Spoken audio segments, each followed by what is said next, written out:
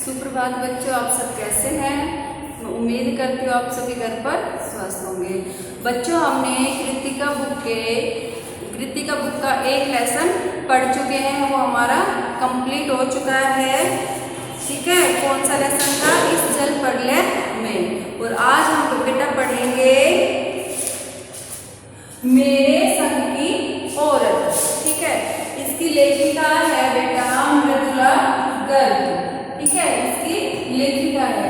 इस पाठ में लेखिका कहती है बेटा कि मैं कई औरतों से प्रभावित हुई हूँ, खासकर अपनी नानी और दादी से, माँ से, इन सब से बहुत ही प्रभावित हुई। तो इसमें जिन जिन औरतों से वो प्रभावित हुई है और अपने परिवार के बारे में इन्होंने बहुत कुछ इस लेसन में बताया है। बेटा, लेखिका 5 बहनें और एक भाई थे। 5 बहनें थी ये और एक भाई था। ठीक है, बड़ी बहन का नाम बेटा मंजुला भगत था और इनके घर का नाम क्या था? रानी था। ठीक है, दूसरे नंबर पे थी बेटा मृदुला गर्ग, जो इस पाठ की लेखिका है। इसके बचपन का नाम उमा था। फिर है बेटा चित्रा, इनकी तीसरे नंबर की बहन, जिसका घर का नाम गौरी है। और फिर है बेटा रेणु, इसने लेखिका ने लेसन में बताया है, जो अभी मैं आपको पढ़ाऊंगी उसमें बताया है कि जो रेणु बहन है ये बहुत ही जिद्दी किस्म की लड़की थी, जो एक बार ठान लेती थी उसको करके ही मानती थी। उसके बाद है बेटा अंजना, जो अंग्रेजी की लेखिका हुई। इस अंजना ने, जो लेखिका की बहन है, इसने अपनी शादी के बाद लिखना शुरू किया और ये अंग्रेजी की लेखिका हुई। उसके बाद है बेटा इनका भाई राजीव, ये हिंदी के लेखक हुए। ठीक है, ये इन्होंने अपने बहनों के बारे में, अपने भाई के बारे में बताया है। तो आज भी हम जो लेखिका है मृदुला गर्ग को, आज भी इनके साहित्य में इनका नाम जाना पहचाना है बेटा। ठीक है, कोई भी समारोह हो, सम्मेलन हो, साहित्य समारोह सम्मेलन हो, तो हम मृदुला जी को वहां पर देख सकते हैं। मृदुला जी ने इस पाठ का संस्मरण शैली में लिखा है। जो ये पाठ लिखा है वो संस्मरण शैली में लिखा है बेटा। और उन्होंने इस पाठ में बताया है कि उनके जीवन में ऐसी स्त्रियां आई जिनसे वो बहुत अधिक प्रभावित हुई, और उनके स्वभाव के बारे में, उनकी विशेषता के बारे में यहाँ उन्होंने इस लेसन में बहुत कुछ बताया है बेटा। ठीक है, इसमें लेखिका ने कहा है कि अगर स्त्रियां चाहे तो वो कुछ भी कर सकती है। मतलब कि स्त्रियां परंपरागत ढंग से रहते हुए भी वो लीक से हटकर, ठीक है, लीक से हटकर कार्य कर सकती है बेटा। ठीक है, यहाँ जो माहौल वो है वो 40 के दशक का है, जिसमें इन्होंने वर्णन किया है इस लेसन का, इस पाठ में जिन स्त्रियों का वर्णन किया है वो 40 के दशक का वर्णन किया है बेटा। ठीक है, और ये जो घटना उन्होंने 1947 के लिए बताई है, और ये जो घटना है उन्होंने 1947 के लिए बताई है बेटा। जब देश आजाद हुआ था, पाठ को शुरू करने से पहले मैंने आपको ये सारी चीजें इसमें बताई है, और हमने जो लेखिका ने संस्मरण शैली में ये लिखा है। और आज भी साहित्य सम्मेलन और समारोह हो तो मृदुला जी को वहां पर देख सकते हैं। ठीक है, इसमें लेखिका कहती है, इस पाठ में लेखिका सबसे पहले अपनी नानी का वर्णन करती है कि उनके जो नाना थे वो विदेश में रहकर आए थे। ठीक है, और वो अपने यहाँ गांव में, घर में आकर भी विदेश जैसा ही बर्ताव करते थे, उनकी तरह ही रहन सहन, मतलब उन्होंने वो अपना लिया था, विदेशों का रहन सहन, खान पान सब कुछ उन जैसा अपना लिया था।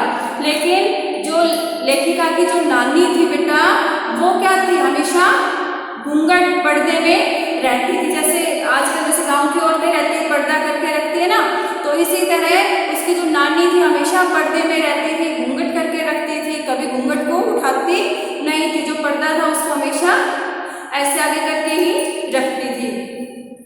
लेकिन उसने कभी लेखिका ने कहा है कि जो उनकी नानी है उसने कभी इसका विरोध नहीं किया, उसके नाना का विरोध नहीं किया कि तुम किस तरह का जीवन जी रहे हो, ठीक है। और नाना ने भी कभी उनको फोर्स नहीं किया कि तुम मेरी तरह जियो, ठीक है।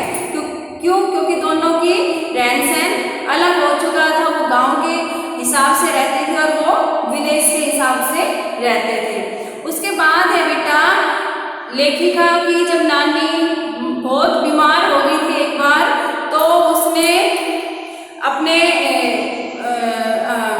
लेखिका के जो नाना है उनसे कहा कि मुझे तुम्हारे जो दोस्त है प्यारेलाल शर्मा, ये कौन है बेटा? लेखिका के नाना के मित्र है प्यारेलाल शर्मा, मुझे उनसे मिलना है। ये सुनकर जो उनके नाना थे लेखिका के, उनको बड़ा आश्चर्य हुआ कि जो औरत कभी पर्दा नहीं हटाती थी, आज वो कह रही है कि मुझे प्यारेलाल शर्मा से मिलना है, जो कि एक दूसरा आदमी था, मतलब कि पराया मर्द था, उससे वो बात करना चाहती है। लेकिन उसने कुछ नहीं कहा और प्यारेलाल जो उनके दोस्त थे उनको बुला लिया। उसके बाद बेटा जो उसकी नानी थी, लेखिका की जो नानी थी, उसको चिंता थी किसकी? अपनी बेटी की। उनकी बेटी कौन हुई बेटा? लेखिका की माँ, ठीक है, जो 15 वर्ष की हो चुकी थी। तो उसकी जो लेखिका की नानी थी उसको चिंता थी कि मेरी बेटी की शादी, मतलब उसकी बेटी की शादी थी कि उसकी शादी कैसे आदमी से हो। तो उसने जब प्यारेलाल जी आए तो उनसे कहा कि मुझे अपनी बेटी के लिए ऐसा वर चाहिए जो देशभक्त हो। तो बाद में उनके नाना को और जो गांववासी थे उनके परिवार में फिर सबको बाद में पता चला कि जो वो नानी थी लेखिका की, वो कितनी स्वतंत्रता से के लिए कितना उनमें जुनून था, ठीक है, वो कितना मतलब जो आज़ादी स्वतंत्र सेनानियों से कितना प्रेम करती थी, उनके लिए कितना जुनून था उनके मन में, ठीक है। फिर जो ये लेखिका की जो माँ है, इसकी शादी हो जाती है, किसके साथ हो जाती है बेटा? नानी, उसकी शादी होती है आजाद आंदोलन में भाग लेने वाले ICS की परीक्षा देने के लिए रोक दिया गया था। ऐसे इंसान से होती है जो आजादी आंदोलन में जिसने भाग लिया था, लेकिन ICS का उनको पेपर नहीं देने दिया। क्यों नहीं देने दिया? क्योंकि उसने आजादी आंदोलन में हिस्सा लिया था। जो कौन थे? लेखिका के पिताजी, ठीक है। उसके बाद बेटा आता है कि लेखिका की माँ को भी खादी की भारी भरकम साड़ी पहनने की आदत डालनी पड़ी। लेखिका की जो माँ थी उसको भी क्या थी? खादी की साड़ियाँ पहनने की उसने भी आदत डालनी पड़ी। और उसकी माँ, जो लेखिका की माँ थी बेटा, वो क्या करती थी? हमेशा बुकों में, किताबों में खोई रहती थी। कविता लिखना, कहानियाँ लिखना, इन सब चीज़ों में खोई रहती थी। और इसी के ऊपर लेखिका कहती है कि जो मेरी दादी नानी है, वो उनके पास सिर्फ 2 साड़ियाँ होती थी बेटा, ठीक है। अगर तीसरी साड़ी उनके पास आ भी जाए तो एक साड़ी को वो दान में दे देती थी, पर हमेशा उनके पास कितनी साड़ियाँ होती थी? 2 ही साड़ियाँ होती थी। लेकिन लेखिका की जो माँ है बेटा, उसने अपने घर को, परिवार को बहुत अच्छे तरह से संभाल रखा था। वो बेशक बुक में, किताबों में लगी रहती थी, लेकिन उसको अपने परिवार की भी चिंता रहती थी, अपने परिवार की भी देखरेख करती थी। बेटा इसमें लेखिका ने कहा है कि जब हम 5 बहनें हुई थी, ठीक है, जब हम 5 बहनें हुई थी तो हमारे घर के नाम और स्कूल के नाम अलग अलग थे, जिससे लोगों ने क्या करनी शुरू कर दी? बातें बनाना शुरू कर दी कि लड़कियां हो रही है, फिर भी मतलब इन लड़कियों के 2-2 नाम निकाल रखे हैं। उसके बाद इन 3 बहनों तक तो लेखिका के पिताजी ने घर और बाहर के नाम अलग अलग रखे, लेकिन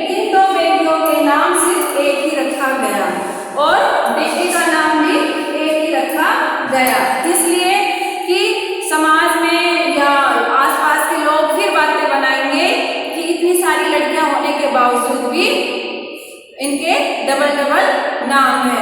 और जो लेखिका की जो दादी थी बेटा, क्या चाहती थी कि इनकी पोतियां हो, और भगवान ने उनकी इच्छा पूरी कर दी और भगवान ने उनको 5-5 पोतियां दी थी। उसके बाद है बेटा, ये 5 बहनों का उल्लेख किया है इसमें कि मंजुला भगत, जिसके घर का नाम क्या था, रानी, और मृदुला घर का नाम उमा, और चित्रा गौरी, और रेणु जिद्दी। इसमें बेटा बताते हैं कि उसके बाद लेखिका कहती है कि 15 अगस्त 1947 को जब देश आजाद हुआ था तो उसका जश्न मना रहे थे, लेकिन 9 वर्ष की थी उस टाइम। लेखिका कितने वर्ष की थी, 9 वर्ष की थी, और उसको टाइफाइड हो रखा था। उसके बाद वो वहां पर जाना चाहती थी, लेकिन उसके पिता ने उसको नहीं जाने दिया। ठीक है बेटा, उनके परिवार में आजादी मिली हुई थी, लड़कियों को आजादी मिली हुई थी, लेकिन क्या था, कंट्रोल में था सब कुछ, अनुशासन के अकॉर्डिंग ये सारे काम होते थे। उनके पापा की सब बात मानते थे। तो जब उनके पापा ने कहा कि तुम्हें जाने की जरूरत नहीं है, तो और उनको एक उपन्यास लाके दिया और कहा कि बैठ के इसको पढ़ो। लेकिन उस टाइम लेखिका के समझ में कुछ भी नहीं आया उस उपन्यास में, क्योंकि वो उस टाइम 9 वर्ष की ही थी। लेकिन बार बार उसने उस उपन्यास को पढ़ा, लेकिन इतना पढ़ने के बाद लेखिका को सिर्फ एक जो फ्रंट पेज था, पहला पेज था, सिर्फ वो ही समझ में आया। वो समझ में क्यों आया बेटा, क्योंकि उसमें बाल अत्याचार, बच्चों पर जो अत्याचार करते हैं उसके बारे में लिखा गया था। उसके बाद है मंजुला भगत, चित्रा और अंजना तथा रेणु और उनका भाई राजीव का परिचय देते हुए कहती है लेखिका कि मंजुला भगत ने शादी के बाद लिखना शुरू किया था। ये जो मंजुला भगत है, जो इनकी सबसे बड़ी बहन है, जिसका घर का नाम रानी है, इसने शादी के बाद लिखना शुरू किया था बेटा। और दूसरे नंबर पर स्वयं लेखिका है। ठीक है, लेखिका बेटा एक ये भी कहती है कि बचपन में उन्होंने अपनी नानी को नहीं देखा था, क्योंकि उसकी जो माँ है, मम्मी की शादी से पहले उसकी नानी की मृत्यु हो गई थी। तो इसलिए लेखिका कहती है कि हमने अपनी नानी से कहानियां नहीं सुनी, तो शायद हम कहानियां लिखना शुरू कर दिया हमने। उसके बाद है बेटा छोटी बहन, दूसरे नंबर की लेखिका स्वयं है, और उसके बाद है छोटी बहन जिसका नाम क्या था, गौरी, तथा बाहर का चित्रा था। उसने कुछ नहीं लिखा, उसने कुछ भी नहीं लिखा। इसके बाद रेणु और अंचला का जन्म हुआ, अंत में भाई राजीव का। बाद में अंचला और राजीव ने भी लेखन कला को अपनाया, मतलब कि लिखना शुरू कर दिया। उसके बाद है चौथी नंबर की बहन रेणु, जो सबसे अलग प्रकार की थी, मतलब कि जिद्दी किस्म की लड़की थी।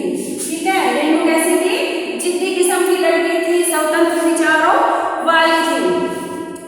इसका एक घटना भी बताती है लेखिका कि एक बार जबरदस्त बारिश हो रही थी, स्कूल बंद थे। ठीक है, लेकिन जो ये रेणु है, इनकी बहन, चौथे नंबर की जो बहन है रेणु, ये जिद करके स्कूल गई, और वहां पर मतलब इतना पानी भरा हुआ था, लेकिन फिर भी पैदल पैदल स्कूल में गई। जाने के बाद वहां पर कौन बैठा था, गेट कीपर बैठा था। उसको देखकर गेट कीपर भी चकित हो गया, क्योंकि स्कूल बंद था, जबरदस्त वर्षा हो रही थी। तो गेट कीपर ने कहा कि बेटा छुट्टी है, और वो वहां से वापस आ गई। तो इससे क्या झलकता है उसका जिद्दी बना, कि उसको घर में मना किया गया कि सबको पता है बारिश हो रही है तो स्कूल बंद है, लेकिन वो नहीं मानी। लेकिन लेखिका की जो बहन है रेणु, इसको कोई पछतावा नहीं था कि वो इतनी दूर स्कूल गई, स्कूल से आई, कोई पछतावा नहीं था उसको। उसके बाद है तीसरी बहन चित्रा, भले ही कॉलेज पढ़ने जाती थी, लेकिन उसको क्या शौक था, दूसरों को पढ़ाना। ठीक है, कौन थी तीसरे नंबर की बहन, चित्रा, जिसका घर का नाम क्या था बेटा, गौरी। उसको क्या था, पढ़ने से ज्यादा दूसरों को पढ़ाना अच्छा लगता था, इसलिए उसके नंबर कम आते थे और दूसरों के ज्यादा आते थे।